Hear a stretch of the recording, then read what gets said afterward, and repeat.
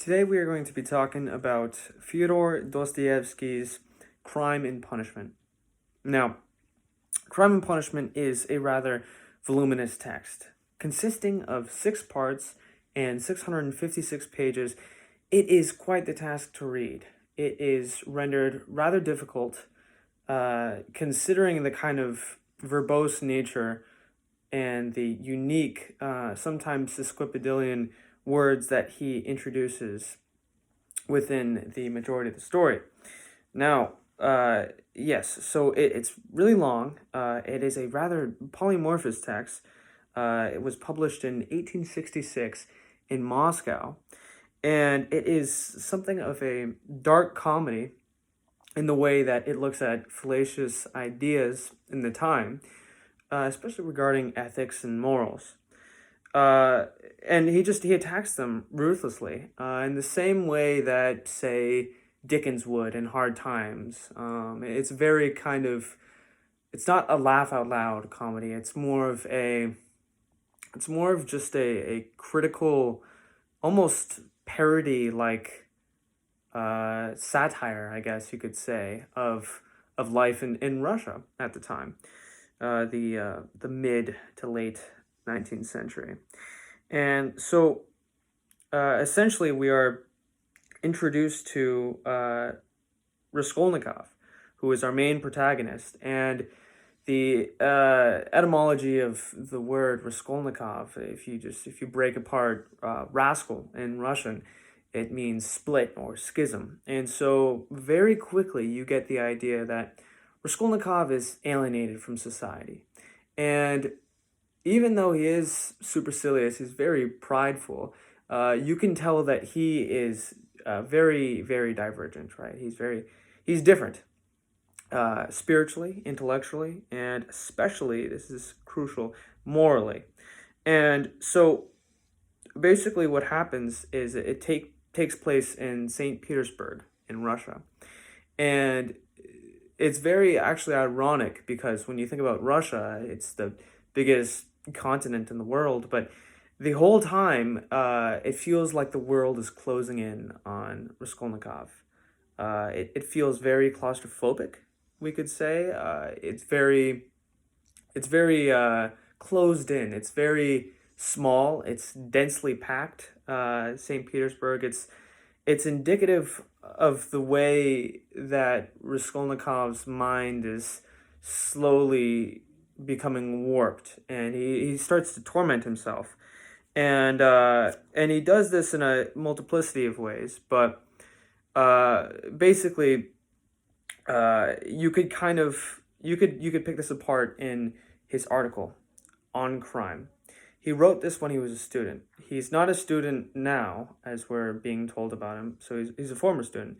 But when he was, he wrote an article about crime, and he said that there are two branches of people. He formulated this dichotomy of the extraordinary person and the ordinary person.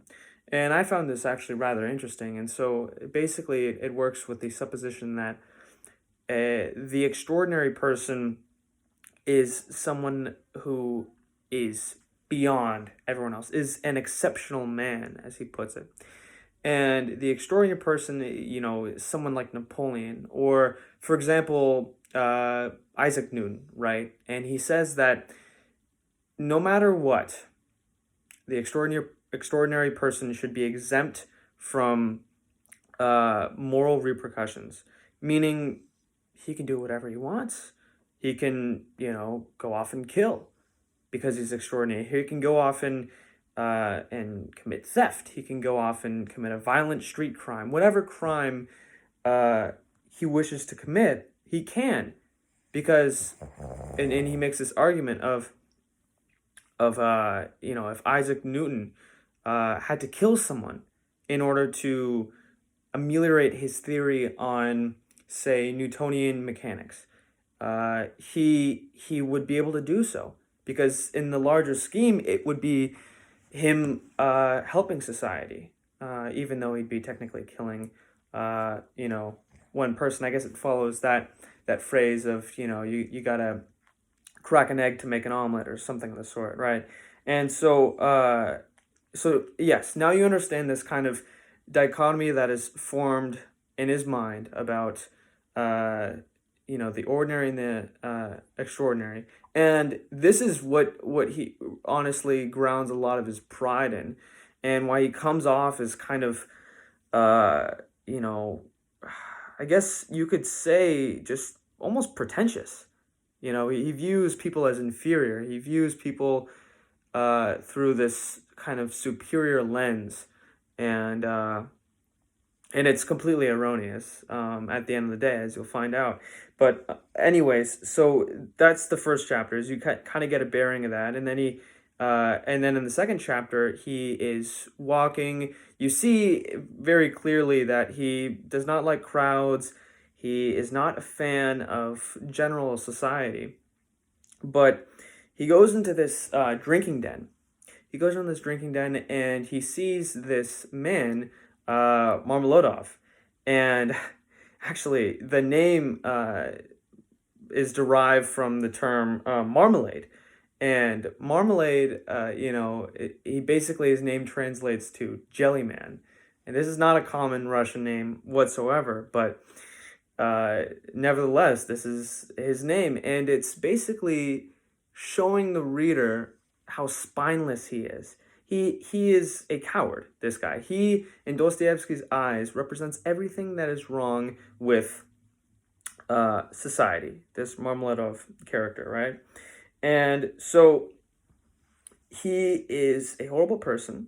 He goes basically on this tangent, this huge monologue for the entirety of the chapter. And he talks about how, he's a horrible person. He literally just talks about how his daughter is a prostitute and has to be a prostitute in order to provide for their family. And then he just stole his daughter's money to waste it on alcohol and to feed into his addiction, and wasted it all on vodka, right? And the daughter, this is very important too, her name is Sonia. And Sonia in English is Sophia, which basically means wisdom. And she is this holy prostitute. She is devoutly Christian. She is a true believer. She's read the Bible, and she has to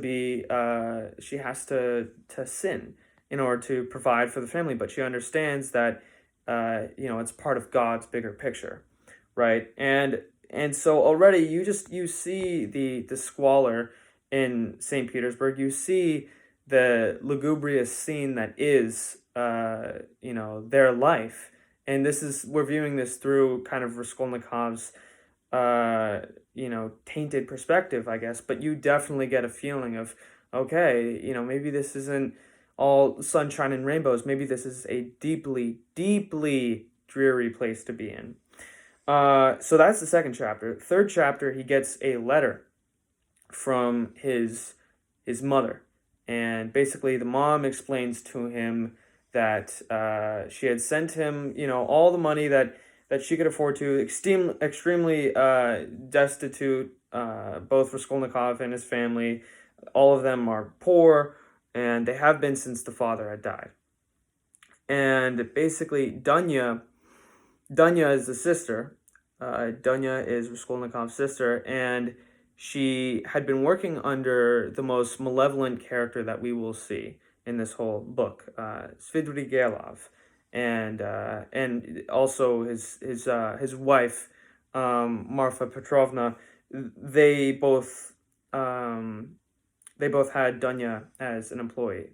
They were her employers, and we'll see what happens with them. But essentially what happens is Raskolnikov continues to read this letter from his mom, explaining to him how Dunya had just quit working with them and had actually taken Pyotr Petrovich Luzin's hand in marriage. So I know this is a lot of characters to keep track of, but basically Luzin is this duplicitous, dubious man. He's a very, very, very evil man. And this is honestly kind of clear from the beginning. Even as Raskolnikov is reading this letter, actually it really rubs him the wrong way, especially. And now he's a bad person because he had built a lot of wealth around him, and then he is now trying to, and he almost successfully did, coerce Dunya into marrying him. And he wanted to do this because they are poor. And he said, "Here, let me give you, 3,000 rubles, and you'll be my wife. And because you're poor, your nature is to cling on to me." He basically made it so he would have complete power over Dunya, which is definitely not something Dunya's brother Raskolnikov is going to look on with a great resolve. No, not at all. And so now he finishes the letter. He is in stark disgust of what he had just read. He's not a fan. He goes over to his friend, Razumikin, or I guess Razumikin, and basically what ends up happening is he makes the interaction he has with his friend very, very brief, very curt. He just went over almost to say nothing to him, and then he walks back. And this is actually a really interesting thing to do in Raskolnikov's situation, because you would figure he would have something to talk about with him, but he kind of slowly slips into this hysteria, in this frenzy, in this delirium that he's had since pretty much the beginning of the novel, but just deeper into it. And he goes into another drinking den. He drinks some vodka or whatever, and then passes out in the bushes, and then has this crazy dream of this horse dying. And really quickly, this was really, really fascinating to me, because you got to think about, what does the horse represent? And to me, I thought the horse represented kind of Russia, and this was Dostoevsky basically looking at how, this horse dying, the horse was getting beaten by its owner. The horse dying was a representation of Russia dying, and the people who are basically using Russia are killing it, because it was the person who was riding the horse who ended up killing the horse. And this was interesting to me, especially because throughout this novel, you kind of get a Nietzschean perspective. A lot of Nietzsche's moral philosophy circumnavigates the ideas that are talked about in Crime and Punishment. And it's really fascinating to me, because what ended up happening, coincidentally enough, is Nietzsche went completely mad when he saw a horse being beaten in the streets of Germany, and that's what drove him to pretty much monomania, to insanity. And I made a connection there, and I was obviously they are kind of unconnected, but Nietzsche is someone who also took a lot of well, he cared deeply about morals, and about or not so much about morals, more of just how to look at morals, whereas Dostoevsky was more about the morals themselves. um, but basically uh, where I'm going with this is that you get a clear insight, with this horse dying scene. You get a clear insight into the way that Dostoevsky thinks about Mother Russia, you know, and then you also have this correlation to Nietzsche that is prominent throughout the book. You see hints of agnosticism within Raskolnikov, and you see ideas of good and evil. I mean, I don't know if you've ever read Beyond Good and Evil by Nietzsche, but it's a clear philosophy that's laid out there that is definitely analogous to the philosophy that is laid out in Dostoevsky's work, in Crime and Punishment. So I digress about all that. Rearing it back into the story, uh, basically what happens is Raskolnikov is overwhelmed by this dream, and he slips deeper into hysteria. And then what happens? He knows this pawnbroker, Alonia Ivanovna, and we were introduced to her in the very beginning of the story, and now he has meditated upon murdering her, and this is his clear objective. After this dream, this is what he's planning to do, and it totally makes sense that it's after this dream.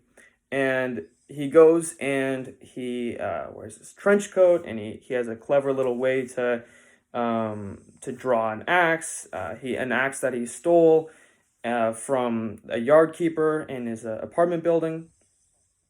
And so he takes the axe. He goes over to Alonia's house, this old mean you know this old pawnbroker. And basically what ends up happening is he kills her. He kills her. It's bloody murder. He bashes her in with the blunt side of the axe, and he does so with not with a clear idea of superiority. He completely understands that, at least in his sick, dark, somber world, that what he is doing is justifiable.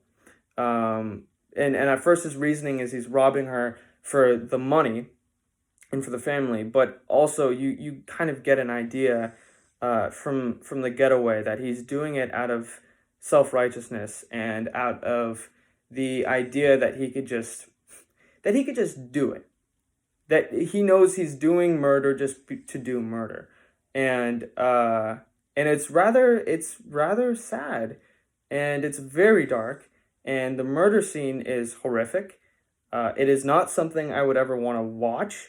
It's something I'd way rather read, because of the way I can modulate my imagination. I mean, I couldn't imagine watching it. I mean, it's an old lady. It's a gruesome scene.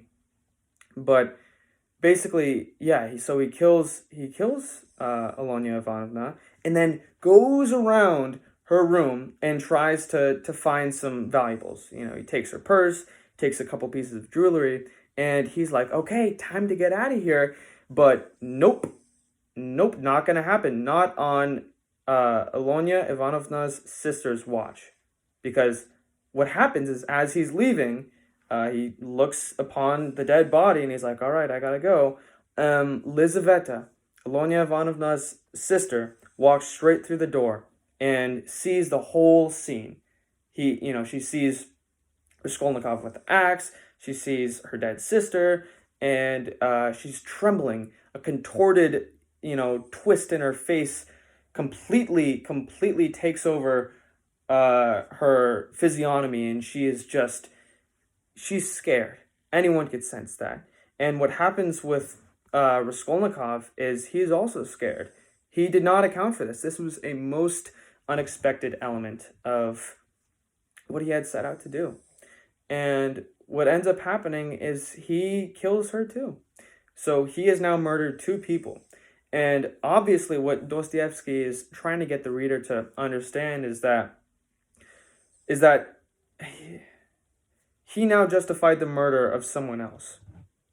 He had first killed that the old mean lady because of his alleged reasons, and maybe it was better for society. She was a sadistic, unkind old person. I mean, maybe it was for the best, right, in his eyes. But then he's like, well, now I have to make sure no one can see what I just did. And so now you see that the slippery slope fallacy that's at hand here is that, oh, well, if you can kill 100 people, why not kill 200 people? 1 million people, why not 2 million? And, ad infinitum, right?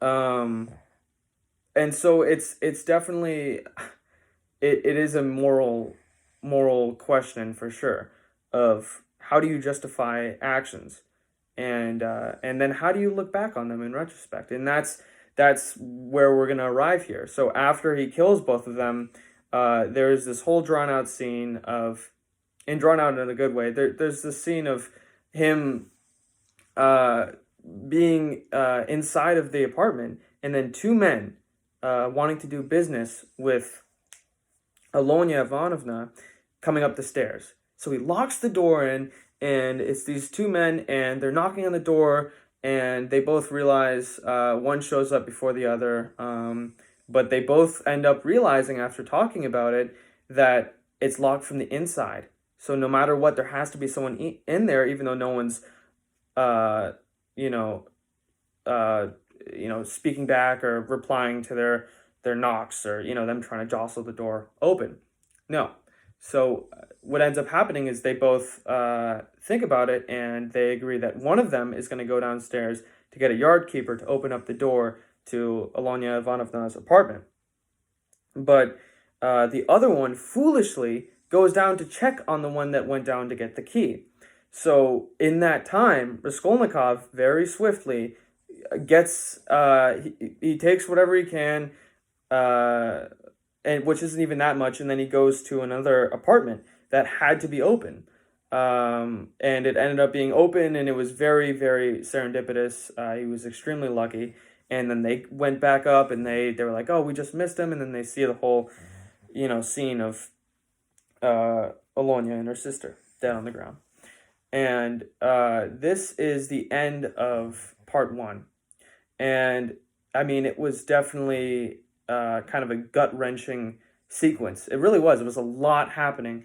But basically, what ends up being my conclusion at the end of that is, even though he thinks he's extraordinary, there's no way that he doesn't feel guilt. And so, as we see in part two, he starts to get psychosomatic body aches. And it's horrifying. I mean, he's in utter guilt, even though he thinks he's an extraordinary person. And now we move on to the subplots. So Razumikin, his buddy, and Zosimov, a doctor, both stay with him in his apartment because he's fallen terribly ill. He is, he's got fever and all these different symptoms of delirium, and honestly, in my personal opinion, he seems schizophrenic. He hallucinates. He has distorted cognitions. Everything points to him having that disease. And so it totally makes sense that there's a doctor, and he has family surrounding him, and it turns into this whole thing of him just being bedridden for a while, and people come and visit him, and most notably Luzin,